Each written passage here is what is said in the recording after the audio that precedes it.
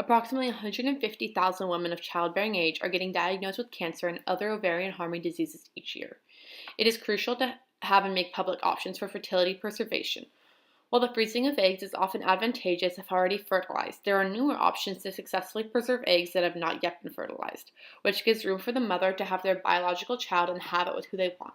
Ovarian transplants are also impossible because of the inability to find a perfect match, which leads to the necessity of homograft. A newer and more attractive way of preserving fertility is through laparoscopic ovarian transposition. But why are ovaries being harmed in cancer? Chemotherapy, specific alkylator types, and radiation. Every tissue in the body has a specific amount of radiation it can withstand and still function correctly. Ovarian tissue maxes out at around 10 grays, which merely defines how much radiation is being absorbed by the body. The radiation targets the nucleus of cancer cells to destroy DNA and kill cancer off, but the radiation can also harm the DNA. But what can target the nucleus of microscopic cells? Gamma rays. The tiny wavelength of gamma rays, sitting at 10 to the negative 12 and its high frequency, make it available to penetrate most anything. Ionizing radiation can cause damage directly to ovarian follicles.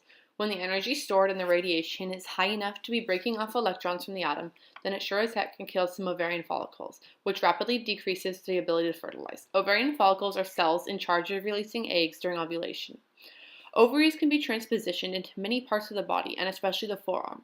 While it is useful to move the ovaries out of the way to protect them from tiny little killers that are gamma rays, there is still the ability to harm them as seen with internal radiation. Because the radiation is now inside the body of the woman, they can travel further and cause effects to carry out throughout the body, and risk harming more tissue than just in the pelvis or transposition ovaries.